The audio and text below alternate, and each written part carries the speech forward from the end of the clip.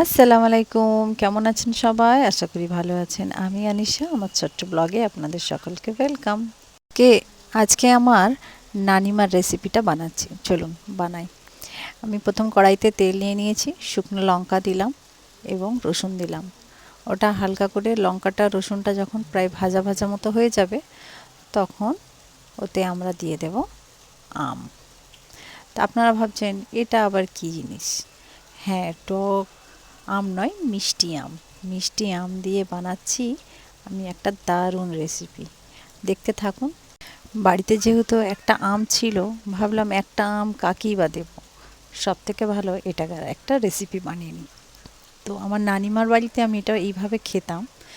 নানিমা কিভাবে বানাতো সেটা খুব একটা দেখা হয়নি, ওনাকে জিজ্ঞাসা করে জানা। কিন্তু আমার খুব ভালো লাগতো যখন আমার নানাজিকে বানিয়ে দিত, আমিও মাঝে মাঝে চুমুক দিয়ে দিয়ে খেতাম, খুব ভালো লাগতো। তো আমটাকে আমি ভালো করে নেড়ে নেড়ে ওটাকে পুরো মিশিয়ে দেবো। ওতে একটু হলুদ, একটু লবণ দিয়ে ভালো করে স্মেলটা, হলুদের স্মেলটাকে যেন চলে যায়। তারপর ওটাকে ভালো করে নেড়ে নেড়ে ঘেঁটে নেব। ওতে একটু পরিমাণ মতো চিনি দেব, যেহেতু আমটা মিষ্টি, বেশি চিনির প্রয়োজন নেই। যদি আপনাদের আমটা টক মিষ্টি হয় তাহলে তো খেতে আরও সুন্দর লাগবে। যেহেতু আমার আমটা পুরোটাই মিষ্টি, তো আমি একটু অল্প মিষ্টি দিয়েছি, কারণ আমার বাড়িতে টক মিষ্টি খুব একটা খায় না, মিষ্টিটাই ভালো লাগে। তবে আমার টক মিষ্টিটা ভালো লাগে। তো আমার কাছে যেহেতু উপস্থিত ছিল না, তাই আমি ভাবলাম মিষ্টি দিয়ে করি। এখন দিয়ে দিলাম নারকেলের দুধ। নারকেলের দুধটা ভালো করে ঘেঁটে পুরো আমটাকে মেখে নেব, যাতে করে আমটা নারকেলের দুধের মধ্যে একেবারে মিশিয়ে যায়। আর ওটা ভালো করে মিশে গেলে যখন একটা বলক উঠবে, তখন ওটাকে আমি নামিয়ে নেব, নাহলে দুধটা ফেটে গেলে ভালো লাগবে না।